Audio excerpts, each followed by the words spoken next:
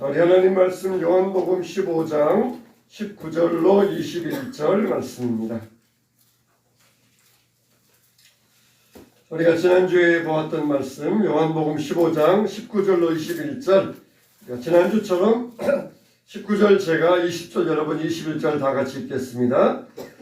너희가 세상에 속하였으면 세상이 자기의 것을 사랑할 것이나 너희는 세상에 속한 자가 아니요 도리어 내가 너희를 세상에서 택하였기 때문에 세상이 너희를 미워하느니라. 내가 너에게 종이 주인보다 더 크지 못하다는 말을 기억하라. 사람들이 나를 박해하였은즉 너희도 박해할 것이요 내 말을 지켰은즉 너희도 말도 지킬 것이다. 다 같이 그러나 사람들이 내 이름으로 말미암아 이 모든 일을 너희에게 하리니 이는 나를 보내신 이를 알지 못함이니라. 아멘. 우리가 복음의 사람과 종교적인 사람이 있다고 말씀을 드렸습니다. 우리가 교회에도 보이는 교회가 있고 보이지 아니하는 교회가 있습니다. 이 복음의 첫 번째 특징은 바로 이 구원을 이루는 것입니다. 예수님께서 마지막 때 이 땅에 오셔가지고 모든 사람들을 양과 염소, 오른편과 왼편으로 나눈다 그랬어요. 그런데 그 중에서도 한편의 사람들에게는 너희가 나를 돌아보지 아니하였다 그렇게 말씀하신 다음에 그 사람들이 뭐라고 한다고 그랬습니까? 우리가 주의 이름으로 귀신도 쫓아내고 병자도 고치고 주의 이름으로 기적을 행하지 아니하였습니까? 왜 우리를 모른다고 하십니까? 그렇게 말한다 그랬어요. 이들은 종교적인 사람이었어요. 그래서 종교적인 열심을 가지고 일을 많이 하였지만 그러나 구원을 이루지 못하였던 것입니다. 복음 안에는 구원이 있는 것이에요. 우리가 결국 마지막 날 세상을 떠날 때에 우리에게 남는 것은 믿음뿐입니다. 우리에게는 믿음이 우리를 복되게 할 것이며 우리를 구원으로 인도하여 주실 것입니다. 종교적인 사람들은 자기들 나름대로 최선의 열심을 다하였다 했지만 예수님께서는 이 불법을 행하는 자들아 내게서 물러가라. 내가 너희를 도무지 알지 못하노라. 우리가 주의 이름으로 선지자 노릇하고 주의 이름으로 많은 일을 하지 아니하였습니까? 그러나 그들의 열심은 구원을 이루지 못하는 것이었어요. 복음의 사람들은 구원의 특징이 있습니다. 구원을 이룬다는 특징이 있습니다. 구한다는 것, 이것은 우리가 여러 가지 뜻이 있잖아요. 감옥에 갇힌 사람이 밖에 있는 사람에게 나 좀 구해줘. 그러면은 자기를 구원해달라는 뜻입니다. 빚에 쪼들리는 사람이 돈 있는 친구를 찾아가서 나 좀 구해줘. 이것은 자기 빚으로부터 자기를 구원해달라는 말씀입니다. 여러분, 우리의 구원은 무엇입니까? 우리의 영혼이 구원받아서 천국에 들어가는 것이에요. 예수님 품에 영원히 안기는 것입니다. 이 땅 위에서 빚으로부터 구원받았고 질병으로부터 구원받았고 또 감옥으로부터 구원받았다 할지라도 영원한 구원을 얻을 수 있어야 됩니다. 우리를 구원해 주시는 주님, 오직 그분의 손만을 붙잡으시기를 주님의 이름으로 축원합니다. 두 번째 복음의 특징은 동기입니다. 동기. 참된 동기이냐 아니면은 거짓된 동기이냐. 종교적인 사람과 복음의 사람은 모든 면에서 비슷합니다. 종교적인 사람도 복음의 사람도 주의 이름으로 선지자 노릇하고 주의 이름으로 귀신 쫓아내고 주의 이름으로 병자 고치고 모든 게 똑같습니다. 그러나 그들의 무슨 차이가 있습니까? 동기가 달랐어요. 종교적인 사람들은 자기의 이름을 내기 위하여서 사람들에게 명예를 얻기 위하여서 자기의 권리와 권세를 얻기 위하여서 종교적인 사람들은 이런 일을 행하였어요. 그러나 복음의 사람들의 동기는 참된 동기를 가지고 오직 예수 그리스도의 영광을 위하여 이 동기를 가지고 행한다. 여러분, 우리가 행동을 할 때에 그 행동의 동기가 어디 있느냐? 이 우리에게는 정말 본질적인 질문이 되어야 됩니다. 사람들은 모래 위에 세운 집과 같았어요. 그래서 그 모든 행동들을 반석 위에, 즉 하나님 말씀 위에 세우지 아니하고 자기의 생각과 이념과 이익 위에 세워갔던 것입니다. 우리는 정말 보이지 아니하는 본질적인 교회에 속한 하나님의 백성들이 되어야 됩니다. 이들의 동기는 어떻습니까? 나의 유익, 나의 명예, 나의 권리가 아니라 오직 예수 그리스도를 위한다는 것입니다. 그래서 예수님께서는 밭에 보면은 곡식과 가라지가 함께 자란다고 그랬어요. 그래서 가라지들을 종들이 와서 뽑아버릴까요? 그럴 때 주인은 가만두라고 말씀하십니다. 두 가지 이유가 있어요. 가라지를 뽑다가 알곡들까지 뽑을까 두렵기 때문에 그러시는 것이에요. 또 하나는 뭡니까? 우리 주님은 기다리고 계신다는 것입니다. 기다리고 계신다는 것이에요. 세상 밭에서는 가라지가 100년, 1000년 지나도 알곡이 될 리 없습니다. 그러나 하나님의 밭에서는 비록 가라지라 할지라도 본질적으로 변화시키시는 것이 하나님의 능력이에요. 가라지는 세상 밭에서는 가라지는 그냥 가라지예요. 가라지로 태어나서 가라지로 살다가 가라지로 죽습니다. 그러나 하나님의 밭에서는 비록 돌감람나무 가라지로 태어났다 할지라도 하나님께서 변화시켜 주시어서 본질적으로 바꿔주시어서 알곡되게 하시고 참 감람나무가 되게 하시는 것이 하나님의 능력이에요. 그래서 우리 주님은 기다리고 계셔요. 비록 가라지라 할지라도 본질적인 변화가 일어나서 알곡이 될 것을 주님은 기다리시는 것입니다. 저놈 가라지야 뽑아버려. 그러면은 쉬울 것이에요. 세상에서는 저놈은 싹수가 틀렸어 뽑아버려. 그러면 끝날 것이에요. 그러나 하나님의 밭에서는 그렇지 않습니다. 하나님의 밭에서는 가라지든지 싹수든지 어떤 일이 존재할지라도 주님은 기다리시면서 변화받기를 기다리시고 그 상태를 기다리고 계시는 하나님이시라는 거예요.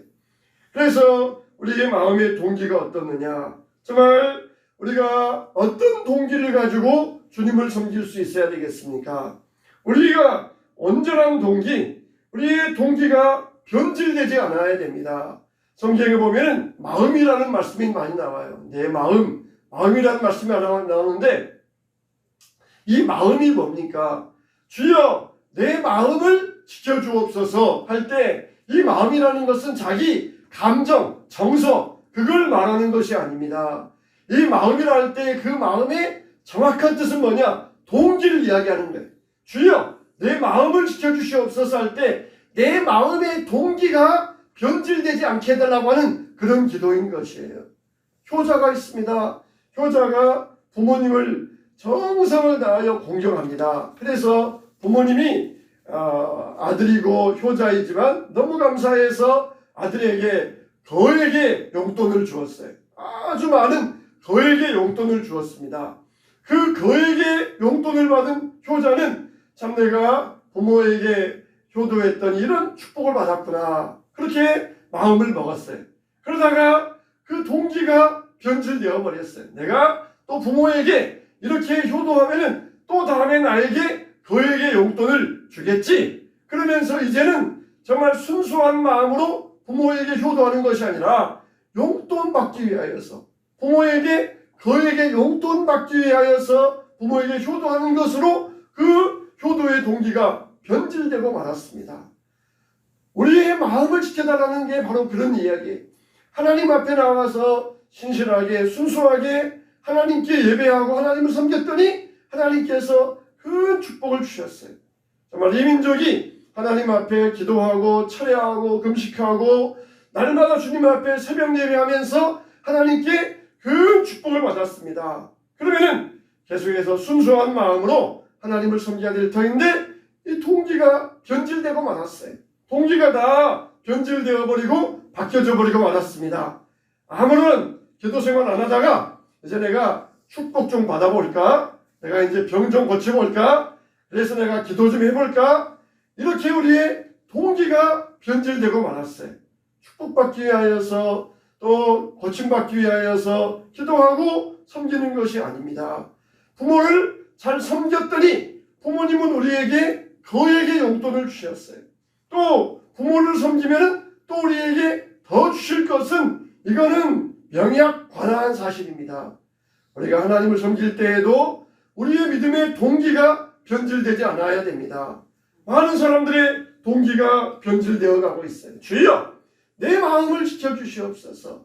다윗이 양을 지키면서 양의 목동으로 일할 때 하나님을 섬겼던 동기라 왕이 되어서 만왕의 왕, 이 왕이 되어서 많은 백성들 앞에서 군림하면서 하나님을 섬길 때에나 주여 내 마음의 동기가 변질되지 않게 해주시옵소서. 그 차라리 내가 왕의 옷을 벗어던지고 목동의 옷을 입고 목동에 내려날지라도 그 순수하게 주님을 찬양하며 섬겼던 그 마음의 동기를 내가 다시 회복하게 해주시옵소서.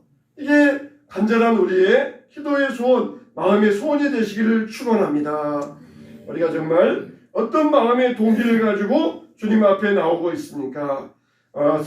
종교적인 사람들은 두려움 가운데 내가 이것을 하지 아니하면 벌 받을까봐, 이것을 하면 복 받기 위하여서 이런 동기를 가지고 종교적인 사람들은 종교적인 행동을 합니다. 그러나 복음의 사람들은 순수한 마음의 동기, 내가 이렇게 할 때 하나님께서 기뻐하신다, 이렇게 하면은 하나님께서 슬퍼하신다. 오직 마음의 동기, 그 기준은 하나님뿐이에요. 하나님뿐. 하나님의 마음의 동기, 마음의 기준을 가지고 그 마음의 동기가 변질되지 아니할 때 이게 바로 복음의 사람의 참된 특징이 되는 것입니다. 종교적인 사람들은 이러니 거짓적인 동기를 가지고 give and take, 내가 이렇게 해야 신이 진노하지 않을 것이다, 이렇게 해야 신이 좋아서 나에게 복을 줄 것이다, 이건 다 거짓 동기에 불과합니다. 정말 시편에 보니까 하나님이여 나를 살피사 내 마음을 아시며 나를 시험하사 내 뜻을 아옵소서 그랬어요. 그러니까 하나님, 나도 모르는 사이에 내 마음의 동기가 변질될까봐 두렵습니다.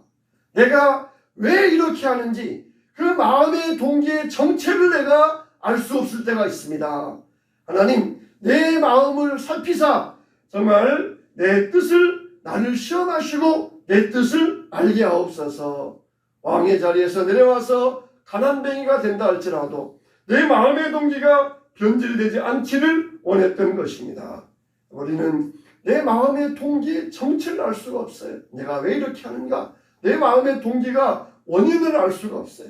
주여, 나를 한번 테스트해 보시옵소서. 시험해 보시옵소서. 내가 정말 그래도 주님을 사랑하는지, 그래도 내가 주님의 뜻을 따르는지, 내가 그래도 주님을 향하여서 뜨거운 내 마음이 변질되지 않는지 나를 한번 테스트해 보시옵소서. 그런 기도와 같아요. 정말 나에게서 많은 물질이 있을 때 사라진다 할지라도, 내 많은 재산이 있을 때 사라진다 할지라도, 내 자식이 있을 때 사라진다 할지라도 내 마음의 동기, 주님을 향한 동기가 여전한지 아닌지 나를 한번 시험해 보시옵소서. 이게 우리의 기도가 되어야 될 줄로 믿습니다. 참된 복음의 사람들은 그 마음의 동기가 순수하고 어떤 상황에서도 변치 않아요. 그러나 종교적인 사람들은 이리 갔다가 저리 갔다가 동기가 변질되고 동기가 희석되어져 버리고 마는 것입니다. 우리가 정말 복음의 사람, 믿음의 사람으로서 항상 참된 동기, 순수한 동기로 주님을 섬기게 되시기를 주님의 이름으로 축원합니다. 세 번째, 복음의 사람의 특징은 뭐냐? 성화에 있어요. 성화되어져 가느냐, 아니면은 제자리 걸음 되느냐, 아니면은 뒷걸음질 치느냐, 이거에 따라서 복음의 사람의 특징이 있는 것입니다. 여러분, 우리가 성화되어져 간다, 이것은 노력으로 되어지는 것이 아닙니다. 성화되어져 간다는 것은 주님을 바라보는 것이에요. 주님을 바라보는 것, 십자가를 바라보는 것, 이게 성화의 법칙입니다. 주님이 나를 바라보고 계신다. 주님이 지금도 시퍼렇게 나를 쳐다보고 계신다는 것이에요. 가게에 들어가서 물건을 훔치려고 들어갔는데 주인이 그냥 눈을 부릅뜨고 쳐다보고 있어요. 그러면 아무리 간큰 도둑이라도 주인이 눈을 부릅뜨고 쳐다보는데 거기에서 물건을 훔칠 수 있는 도둑은 없습니다. 근데 가게에 들어갔더니 주인이 없어요. 그래서 주인이 없으니까 그냥 마음 놓고 물건을 훔쳐 나오는 그런 도둑들은 많이 있습니다. 우리가 죄를 지을 때에도 하나님이 시퍼렇게 살아계시면서 눈을 부릅뜨고 나를 쳐다보고 계신다. 그러면은 물건을 훔치려 했다가도 아무 사람들도 보지 않는다 할지라도 하나님이 시퍼렇게 보고 계신다. 그러면은 물건을 훔치고 죄를 지을 수가 없어요. 요즘은 가게에 들어가도 무인 가게에 들어가도 CCTV 다 있잖아요. 근데 CCTV가 뻔히 있는데도 물건을 훔칩니다. 왜 그래요? 안 보이니까. 사람이 안 보이니까 자기를 안 볼 줄 알고 자기가 안 보이니까 저쪽에서도 자기를 못 볼 줄 알고 물건을 훔치는 그런 어리석은 사람들이 있어요. 세상의 사람들은 다 이와 같이 어리석습니다. 하나님이 안 보이니까 하나님도 자기를 안 볼 줄 알고 행하는 어리석은 사람들이에요. 그러나 우리는 어떻습니까? 하나님이 시퍼렇게 살아계시면서 심지어 내 마음에 동기까지 감찰하신다. 내 마음의 양심까지 꿰뚫어 보신다. 이걸 믿기 때문에 우리는 바라봄의 믿음의 법칙을 가지고 자연스럽게 성화되어 갈 수밖에 없어요. 도둑이 가게에 들어갔다가 주인이 있는데 그 앞에서 어떻게 물건을 칠 수 있겠어요? 하나님이 우리 모든 삶을 속속들이 꿰뚫어 보고 계시는데 1분 1초도 우리를 떠나지 아니하시고 지켜보고 계시는데 어떻게 그 앞에서 남의 물건을 훔칠 수 있겠습니까? 이게 바로 성화되는 길이에요. 항상 하나님의 눈길을 의식하는 것, 그게 바로 성화되어져 가는 길이에요. 적당히 하자. 이제 목사님도 안 보시니까 또 사장님도 안 보니까 적당히 하자. 그런 게 바로 세상적인 종교적인 사람들이에요. 신이 안 볼 줄 알아요. 자기가 안 보니까 신도 자기를 안 볼 줄 알아요. 그러나 우리 하나님은 지금도 살아계시면서 우리를 지켜보시는 하나님, 이 바라봄의 법칙, 이게 우리를 성화시켜 간다는 것이에요. 양심이 마비된 사람들은 CCTV가 뻔히 지켜보고 있는데도 그냥 얼른 훔쳐가지고 도망가버리고 숨으면 될 것이다. 그러면서 물건을 훔쳐요. 다 적발됩니다. 하나님 앞에서 양심이 마비된 사람들은 하나님이 모르실 것이다. 하나님이 안 보실 것이다. 그러면서 죄를 짓지만 바라봄의 법칙, 하나님이 우리를 분명히 다 보고 계신다. 하나님을 의식하는 사람들은 점점 하나님 앞에서 성화될 수밖에 없는 것입니다. 진정한 경건은 바로 내 노력이 아니라 바로 이 바라봄을 통하여서 바라봄의 법칙을 통하여서 진정한 성화가 이루어지는 것을 믿으시기 바랍니다. 모세가 노뱀을 들었을 때에 바라보는 자마다 나음을 입었다 그랬어요. 바로 믿음의 법칙입니다. 하나님이 살아계시고 하나님이 나의 모든 삶을 지켜보신다는 이 믿음의 법칙을 통하여서 우리가 점점 좋아질 수밖에 없어요. 그러면은 뒤에 가서 남의 험담할 수 있겠습니까? 주님이 내 옆에 오셔가지고 무슨 이야기해? 듣고 계시는데 남의 험담할 수 있겠습니까? 내가 뒤에 가서 남에게 해코지할 수 있겠습니까? 너희들 지금 뭐해? 주님이 오셔서 그렇게 물어보실 텐데 우리가 남에게 해코지하고 험담할 수 있겠습니까? 주님이 지금 이곳에 함께 하시면서 내 말을 듣고 계시고 내 행동을 지켜보신다. 그러면은 우리 삶은 남이 뭐라고 하지 않아도 거룩해질 수밖에 없어요. 그게 바로 성화의 길을 걸어갈 수밖에 없는 것이에요.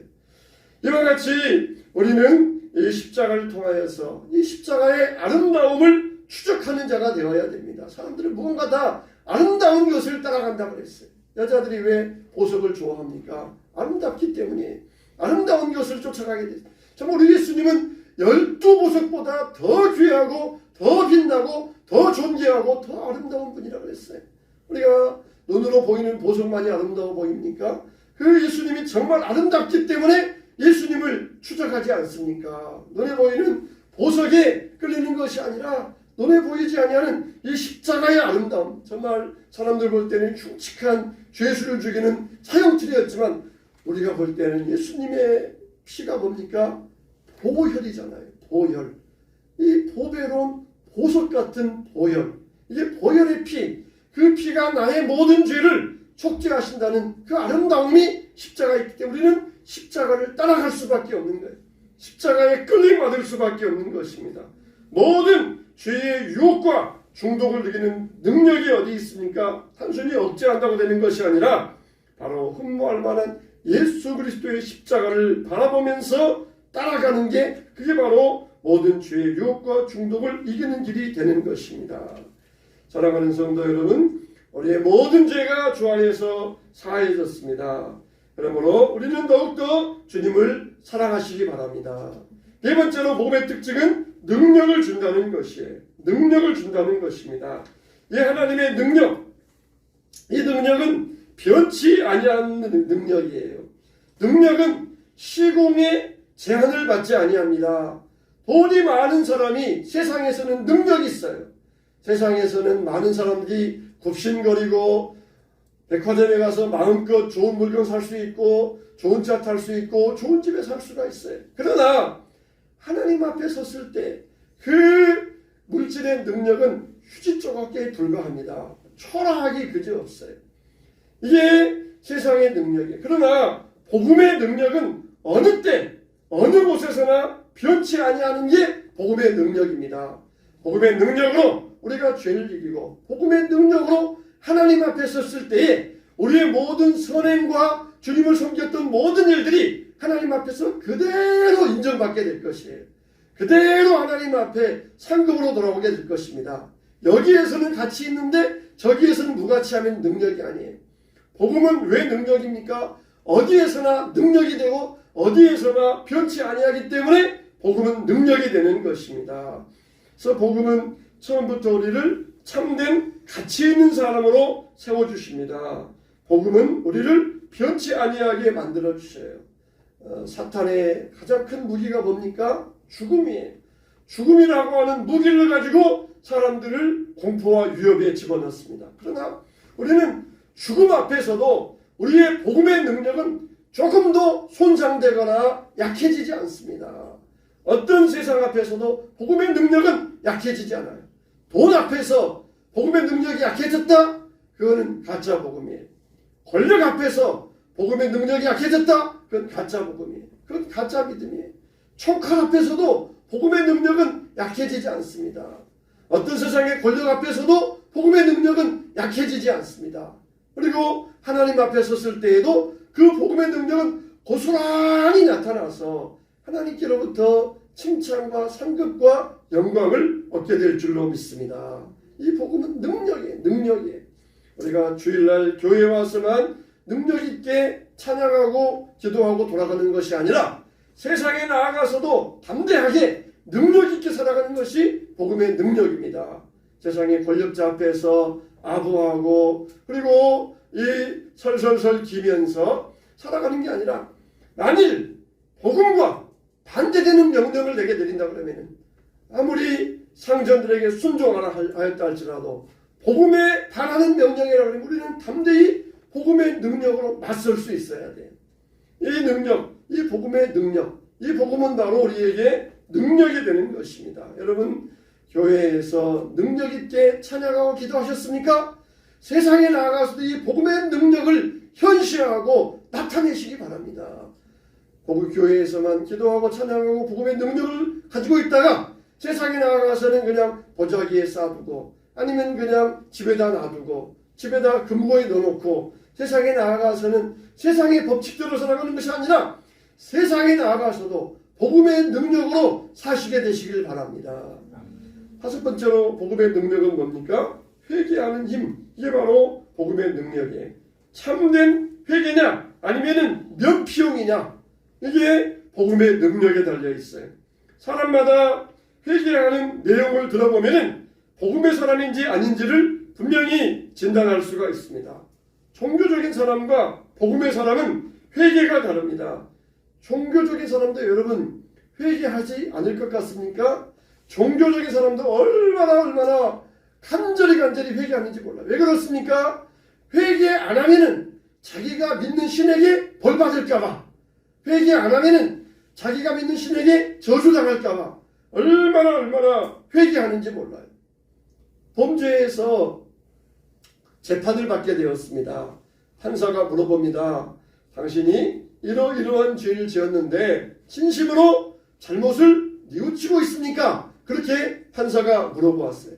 그러면은 그 자리에서 종교의 사람들, 만일 판사에게 나 잘못 없습니다, 그렇게 대들었다가 판사가 1년 구형할 걸 1년 선고할 것을 2년 선고할 수 있어요. 이 사람은 아직도 개전의 정이 없다. 이 사람은 아직도 자기 죄를 뉘우치지 않고 있다. 그래서 1년 선고할 것을 2년 3년 선고할 수 있어요. 그러니까 판사 앞에서 면피용으로 제가 잘못했어요. 제가 크게 뉘우치고 있습니다. 판사님 제발 이거 한 번만 선처해 주시면 제가 꼭 나가서 좋은 사람 되겠습니다. 이렇게 회개하는 게 바로 종교의 사람들이에요. 그냥 판사에게서 선고를 적게 받기 위하여 내가 잘못했습니다. 뉘우치고 있습니다. 그러기 위하여서 하는 회개가 이게 종교적인 사람들이에요. 그러나 복음의 사람들은 어떤 사람들입니까? 내 죄가 하나님께 내가 죄를 범하였습니다. 내 죄가 하나님께 범한 죄입니다. 내 죄가 하나님의 마음을 아프게 하였고 하나님을 슬프게 한 죄입니다. 그게 바로 참된 회개예요. 판사 앞에서 면피용으로 아유 잘못했어요. 한 번만 용서해 주시면 다시는 안 할게요. 그렇게 면피용으로 하는 회개가 아니에요. 종교의 사람들은 면피용으로 합니다. 안 했으니까 용서해 주세요. 다음부터 안 할게요. 이번만 봐주세요. 벌받지 않게 해주세요. 그러나 복음의 사람들은 왜 이게 잘못인가? 하나님의 마음을 아프게 했다는 것이, 하나님의 마음을 슬프게 했다는 것이. 시편에 보니까 다윗이 이렇게 고백합니다. 내가 주께만 범죄하여 주의 목전에 악을 행하였사오니 주께서 말씀하실 때에 의로우시다 하고 주께서 심판하실 때에 순전하시다 하리이다. 근데 사람들은 이거 오해해가지고 죄 지었으면은 사람들에게 가서 화해할 필요 없다. 하나님께만 가서 내가 하나님께만 범죄했으니까 하나님께 가서 죄를 용서받으면 된다. 그런 식으로 이 말을 오해를 해요. 여러분, 다윗은 누구였습니까? 다윗은 왕이에요. 왕은 누굽니까? 왕은 나라의 주인이에요. 나라의 주인. 남의 여자 뺏어온 건 남의 여자 아니에요. 자기 나라의 주인이에요. 한 사람 죽인 건 그냥 종을 죽인 거예요. 그러니까 이게 그 당시에 왕의 기준으로 볼 때는 남의 여자 뺏어온 게 아니라 그냥 자기 거 가져온 거야. 이거 내 거야. 가져와. 자기 거 가져온 거예요. 모든 나라의 왕들이 그런 식이에요. 자기 거 가져온 거예요. 근데 모든 나라의 왕들은 그런 식으로 한다 할지라도 하나님 나라의 왕은 그러면 안 돼요. 하나님 나라의 왕은 하나님의 종이기 때문에 하나님의 뜻을 따라야 되고 하나님의 말씀을 따라야 돼요. 세상의 기준으로 볼 때 왕이 자기 물건을 가져왔고 자기 종을 죽인 거는 세상 나라의 기준에서는 죄가 아니에요. 근데 하나님 나라의 기준으로 볼 때 왜 남의 것을 빼앗았느냐? 내가 너에게 얼마든지 더 줄 수 있는데 왜 남의 것을 빼앗았느냐? 하나님의 마음을 sup혀. 내가 그동안 너를 얼마나 믿었는데 네가 그럴 줄 몰랐는데 하나님의 마음을 아프게 해드렸던 그게 하나님 앞에서 큰 죄였고 이게 하나님 앞에서 큰 슬픔이었던 것이에요. 물론 자기가 남의 아내를 빼앗고 남을 죽인 것 그게 잘못이 아니다는 뜻이 아니에요. 그게 잘못이라는 것은 분명히 이거는 당연히 하나님 앞에서 죄인 줄 알았지만 그리고 정말 하나님께서 이것을 원치 아니하는데 하나님이 원치 아니하는 일에서 하나님의 마음을 아프게 해드렸다는 것 이게 종교적인 사람이 아니라 복음의 사람들의 참된 회개인 것이에요. 내가 내 물건 가져왔는데 무슨 상관입니까? 내가 나라의 주인 아닙니까? 내가 모든 것의 왕이고 내 마음대로 할 수 있는데요. 이게 인간 왕들의 뻔뻔한 태도예요. 그러나 하나님 나라의 왕은 그럴 수가 없어요. 동성애 하는 게 뭐 잘못입니까? 남자가 남자를 사랑한다는데 사랑이 무슨 죄입니까? 사랑이 무슨 국경이 있습니까? 나라에서도 동성애자를 잡아가지 않습니다. 나라에서도 죄를 여기지 않아요. 세상 나라에서는 죄가 아니다고 합니다. 그러나 하나님 나라의 백성들은 분명하게 이게 하나님의 마음을 슬프게 한 죄구나. 하나님께서 창조의 원리를 따라서 남과 여를 1대1로 창조하시고 경건한 가정을 이루려 하셨는데 사탄에게 속아서 인간의 욕정을 따라서 이런 죄악의 길에 들어갔구나. 세상 나라에서는 죄로 인정하지 않지만 하나님 나라에서는 이걸 죄로 인정할 때 내가 죽게만 범죄하였나이다. 그러면서 고백하고 회개하는 것. 세상 나라에서 죄로 안 알잖아요. 세상 나라에서 죄로 그렇게 정죄하지 않지 않습니까? 무슨 죄입니까? 그러나 내가 하나님께만 범죄하였나이다. 하나님께서 인정하지 아니하시는 것을 내가 범하였나이다. 이게 바로 하나님의 마음을 아프게 하였다는 것. 이게 진정한 회개인 것입니다. 회개인 것이에요. 여러분, 우리의 복음의 특징은 이런 진정한 회개로 나아갈 수 있어야 돼요. 하나님은 지금도 불꽃 같은 눈으로 우리를 지켜보시고 계십니다. 내가 하는 모든 삶의 기준, 나의 회개는 어떻습니까? 주님의 마음을 기쁘게 하기 위함이에요. 효자예요. 아들이에요. 아들이지만 그러나 아버지께 범죄하면은 아버지와 아들의 마음은 멀어질 수밖에 없어요. 여전히 아버지와 아들과의 관계는 변함이 없습니다. 설마 호적에서 파야겠어? 호적에서 못 파네요. 아버지와 아들과의 관계는 변함이 없어요. 그러나 아버지와 아들과에서 멀어지게 돼 있어요. 우리도 범죄하였을 때 하나님과 우리와의 관계는 변함이 없습니다. 그러나 하나님의 마음은 우리에게서 떠나가게 돼 있어요. 하나님의 사랑은 떠나가게 돼 있어요. 아무리 아버지와 아들과의 관계가 변함이 없다 할지라도 아들이 범죄하고 아들이 잘못하면은 아버지의 마음은 떠날 수밖에 없어요. 떠날 수밖에 없어요. 여러분도 육신의 부모로서 그런 마음 갖지 않겠습니까?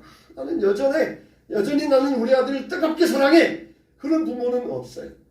여전히 아들과의 아버지와의 관계는 변치 아니하지만 아버지의 마음, 아버지의 사랑은 떠날 수밖에 없어요. 멀어질 수밖에 없어요. 우리가 왜 회개합니까? 회개하는 이유, 아버지와 나와의 관계가 틀어질까봐 회개하는 것이 아니라 아버지의 마음을 더 가까이 하기 위하여서, 아버지의 사랑을 더 누리기 위하여서, 그러기 위해서 회개하는 거예요. 아버지와 나 사이의 장벽을 제거하는 것이에요. 그래서 아버지와 나 사이가 점점 더 가까워지게, 내가 예수님을 얻기 위하여 달려가노라. 예수님을 내가 얻기 위하여 달려간다는 것이에요. 그게 바로 회개의 주제이며 회개의 속마음인 것입니다. 종교적인 사람들은 벌 안 받으려고 그냥 또 이거 안 했다가 축복 안 해주시면 어떡해?